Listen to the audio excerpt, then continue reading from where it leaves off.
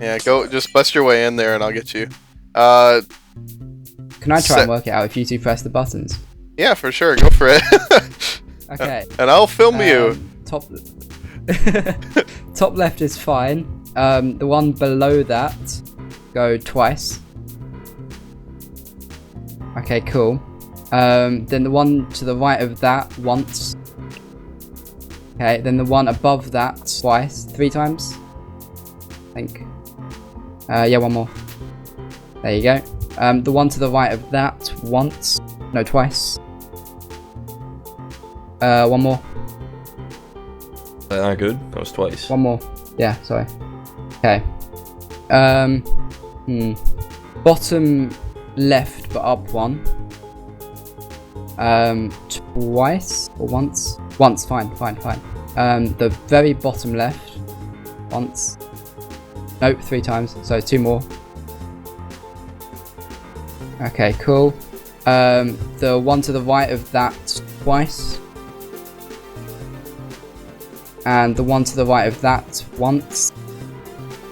The one above that, twice.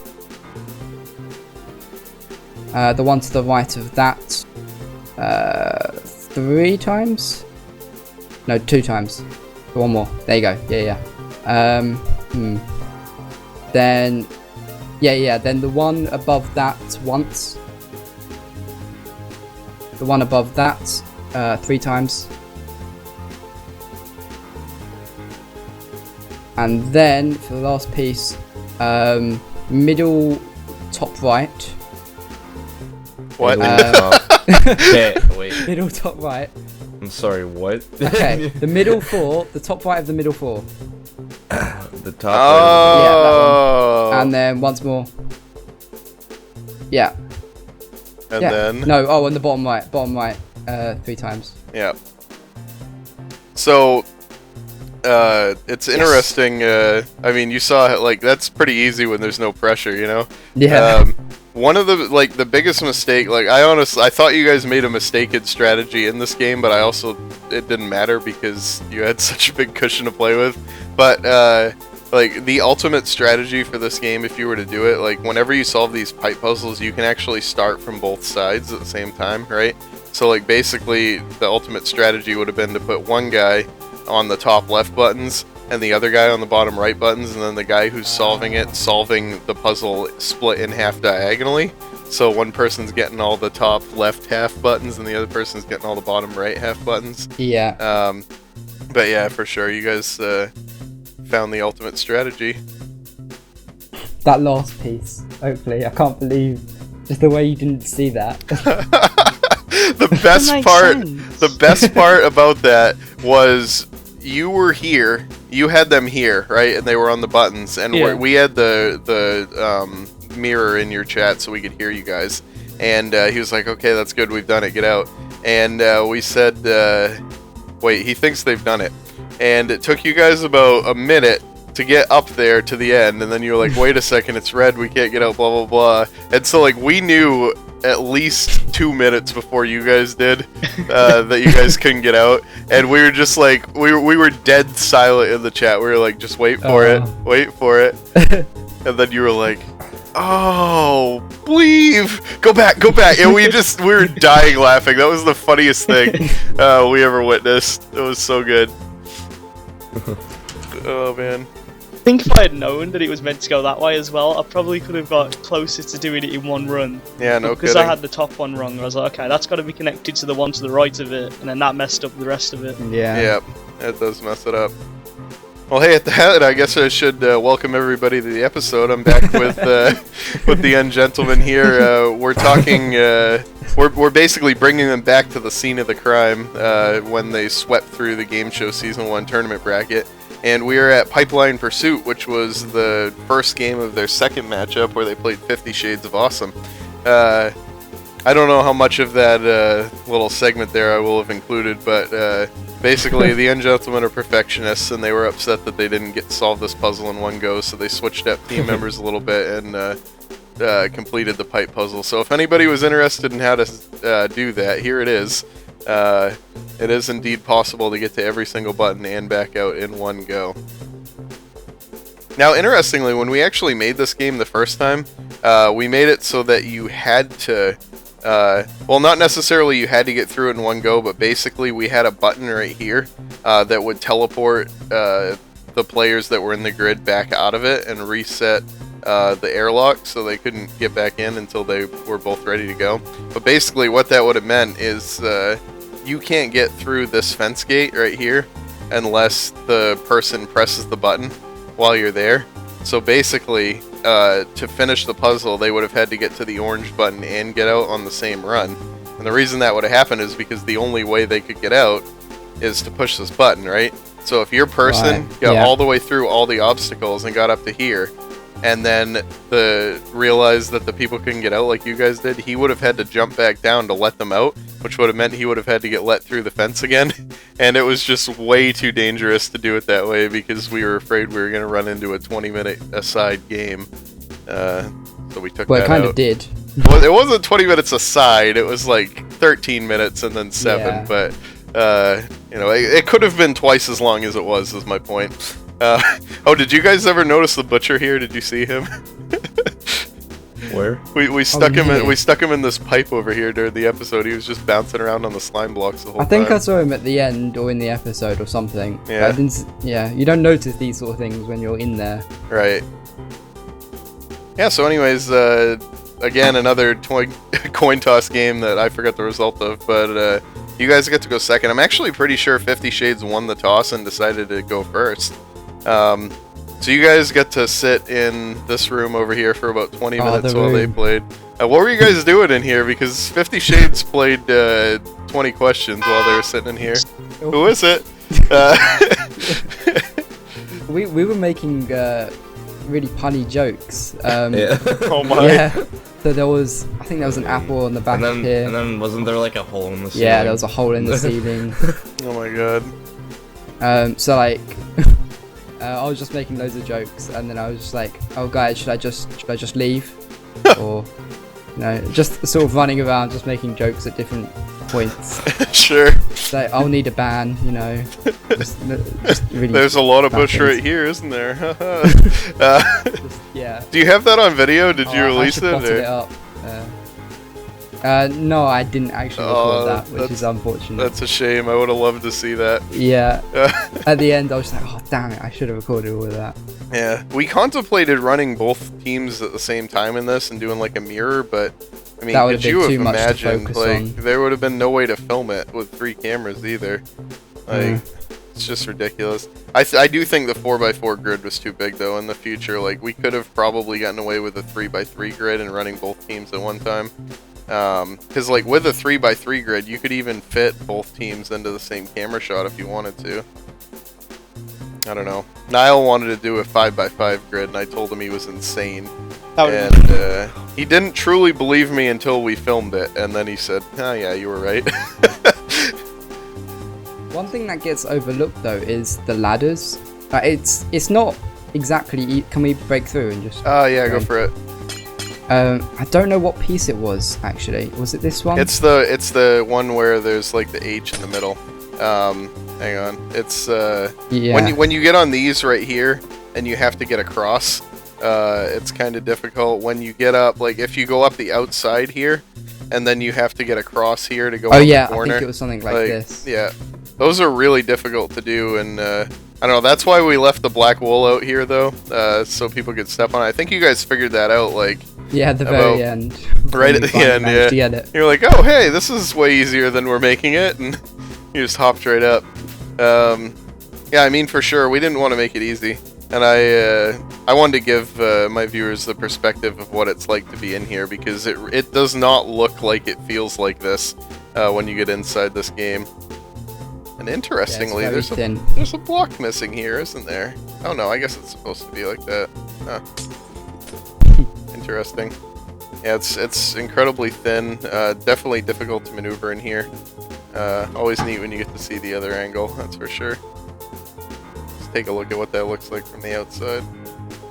Oh, that's why I missed that piece there. 'Cause it was one of those. That's funny. You can't even like. You guys had no idea what these pieces looked like. The two of you that were the mechanics, because like you had no clue. You probably came out here afterwards and you were like, "Oh wow, this looks interesting." Yeah, these diagonal pieces I would not have guessed were a thing. I just thought it was a corner. You just went down like this. Yeah. And that was it. Yeah, for sure. And that was the main reason. Like, we hadn't planned to do the interviews out here, but I told Nox during the game, I was like, you got to bring them out here to do the interviews, because that's the only way they're going to get to see the course. And he was like, oh yeah, good point. And also a good thing to talk about, this was actually a community-driven build. I'm hoping to do another one of these coming up if and when we do Season 2. Now that we have the Nox Squad build server, it'll actually be a little bit easier to pull off things like that, because people can get on there and build. What'd you guys think of the community-made obstacles that I picked? I think they were great, because I love the fence. I don't think, yeah, things like the fence gate. I don't think, the Noxcrew are very good. Like, you're very good at building stuff, but things like this fence gate, I don't think you would have thought of. Because it's just so kooky. It really is. And this guy, he submitted like 5 or 6 things, and they were all just oversized Minecraft blocks. And I thought they were hilarious, and I wanted to use all of them, but in the end I settled for this one, because I knew I could have it be the button that you had to push and walk through at the same time. And that was going to trip people up, and sure enough. I mean, you guys sussed it out right away, though. That was another thing, like, I cut out a bunch of the episode where, like, Niall and I talked about this match for, like, 45 minutes when we recorded, and I had to cut a bunch of it down because there was this one part where we were just, like, talking about how perfectly you guys played the game, and we realized it was going to give away that you won the game show, so we cut it out. But basically, like, when you guys were in there, you would push the button and then look out and see what it did, like, 50 Shades did not do that at all in their run. They would just like hit the button and then run away. And then the guy who was up here wouldn't even turn around and look. And then all of a sudden he gets here and he's like, wait, why didn't you push the orange button? Let me through. And yeah. I made sure that we pressed the buttons enough times. Because I watched your Let's Build the Game Show game. So I knew what the obstacles were, kind of. So I knew for the pink one, you only had to press it once because it would just push all the boxes down. Yeah. And this green one, I knew you had to keep filling up. So when Zerjan and I came in here and we pressed the button, Zerjan ran away. I was like, wait, hang on, let's fill it up some more. Yeah, and that was entirely, like, that was the point of the show, was to see, you know, are the game show contestants going to do their research? And I think, like, you guys, I know Dwitty's been watching Behind the Walls, but if you go back and think about the Python script episode where we talked about those piston jumps that everybody sucks at, and how they were in bath time too. Like, it's stuff like that. The Nox Squad build server is really bringing a lot of this full circle, but we were sort of wondering, you know, when people come on to play this game show, how are they going to prepare? Are they going to try to remake our games? Are they going to go back and watch videos? Are they going to see behind the scenes stuff? Like, what are they going to do to prepare? And that was one of the things that you guys did to prepare that absolutely paid off for you. It was really nice to see. I'm annoyed the build server wasn't up when we were playing the game show, because there was this huge gap between the semi-finals and the finals, where there was just nothing to do. Yeah, there was it was like, do we practice? That was such a shame that it had to be that way, but sometimes things happen. So what do you think? Final thoughts about Pipeline Pursuit? Zerjan? Loved it. Great game. It was very fun. Good to hear. Needs to be more puzzles. Yeah, we love the puzzle games here. It's just a shame. They're games that we tend to stay away from because it means that we can't reuse them as much. But yeah, we'll see. Okay, cool. So you guys won this game, and then you headed back to the Decision Dome, and it pulled up Bomber Team. So let's head over there. So here we are at Bomber Team. It's Game 2 of your series with 50 Shades of Awesome, and we're sitting here going, you know, geez, 50 Shades of Awesome, they pull out those 2 clutch victories against the Tyrants in round 1. What are they going to be able to do here against Sun Gentlemen? They've won 3 games in a row. Are they going to be able to stop them? Oh boy. Yeah, that's a big shame, because those 2 games were just immensely close. They were It's so tight, and yeah, I still can't believe they found us. Yeah, no kidding. Did you guys know how the TNT worked, by the way? Did you ever figure that out when you were playing it? It would. So you'd place it down, and then it would light up, and then it would summon a creeper in or something. Yeah, you got it. It was creepers, which is actually why some of these, like, you stuck a guy in the webs here, and he wasn't dying. Yeah. The webs will actually, like, receive the creeper damage and not kill him. It's kind of a shame. We're actually still balancing this game for like the strength of the creeper blast within 2 hours of you guys playing it, I think. Like, it just, something didn't feel right, and we cranked up the damage a little bit more, and it made it seem a little bit more realistic. So yeah, Bomber Team got completely redone. This game, I wish I had the way that it was before to show you guys, but like, you see these minecarts right here, like how it delivers the drops. You'll notice right now that if we just peek in here, it's just like a little hole, and that's it. So if I just stick a minecart in the back there, you'll see that it just pops out and goes down. That's all that it does now. But in the beginning, if we were to like break through this floor and look, it's all been deleted since. But the way that this game originally worked, there was about 6 miles of rail track underneath here. And the way that the drops were timed was how long the carts had to move before they reached the spot they were coming out of. It was one of the most ridiculous things I've ever seen under here. It was like a roller coaster. But we completely wiped that. We made the arena smaller. We made it a lot more open. I really think we got the gameplay we were looking for. It turned out really fantastically. So yeah, like, you know, you guys are strategizing before you come into Bomber Team. What are you guys thinking at this point, strategy-wise? How do you want to play it? We didn't really come up with a strategy for this one, did we? Just rush the drops. Yeah, just go the out most important thing. And blow crap up. Yeah, you really did it, and it was almost like you guys had the pincer strategies working like crazy too. Man, it was great. Like, that, every kill you guys had in that game was like impressive. It was like, you guys didn't really take that much damage either. I got down to 3 hearts, I think. Yeah, it's just like, it's one of those things where people like play this game, and I'm just using Orange Bull to pretend it's TNT, but like, they'll be running around, they'll be placing TNT like this, and the guy will be chasing them from 3 feet behind, and none of the TNT is doing anything. And you don't get kills in this game unless the other person makes a mistake or you outsmart them. So like, you bait them into a trap, which happened with 2 of your kills for sure.